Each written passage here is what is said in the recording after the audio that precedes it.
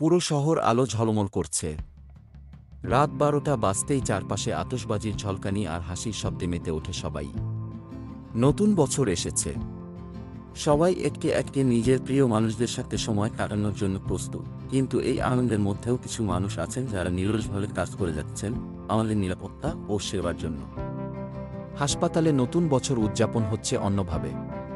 একজন মা সদ্যজাত সন্তানের মুখ দেখে কাঁদছেন আনন্দে। ডাক্তার আয়েশা হাসিমাখা মুখে বললেন, নতুন বছর আপনার পরিবারের জন্য নতুন জীবনের বার্তা নিয়ে এসেছে। শহরের ব্যস্ততম মোড়ে ট্রাফিক পুলিশ রাশেদ উৎসবমুখর জনতার ভিড় সামলাচ্ছেন। নতুন বছরের রাত মানেই দায়িত্ব দ্বিগুণ। তিনি বললেন, আমাদের দায়িত্ব মানুষের নিরাপত্তা নিশ্চিত করা, যাতে সবাই নির্বিঘ্নে উদযাপন করতে পারে। ক্যাপ্টেন জাহিদ নতুন বছরের বার্তায় তার দলের উদ্দেশ্যে বললেন, আমরা দেশের সেবায় বদ্ধপরিকর। আজ আমরা এখানে আছি যাতে আমাদের পরিবার এবং দেশের মানুষ নিরাপদে নতুন বছর উদযাপন করতে পারে। গভীর সমুদ্রের মাঝখানে লেফটেন্যান্ট মুনতাসির তার জাহাজের ক্রুদের নিয়ে নতুন বছরের শুভেচ্ছা বিনিময় করছেন। তাদের প্রতিটি মুহূর্তেই সতর্ক থাকতে হয়, কারণ দেশের সমুদ্রসীমা সুরক্ষার দায়িত্ব তাদের উপর।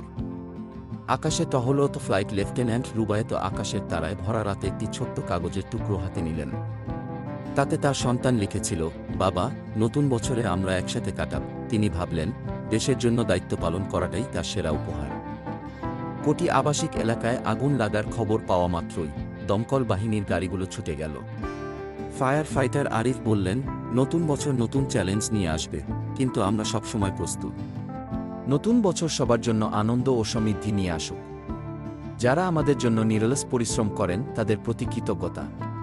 আমরা সবাই মিলে এই দেশকে আরও সুন্দর করে গড়ে তুলব। নতুন দিনের সূচনা হোক ভালোবাসা আর দায়িত্বশীলতার মাধ্যমে।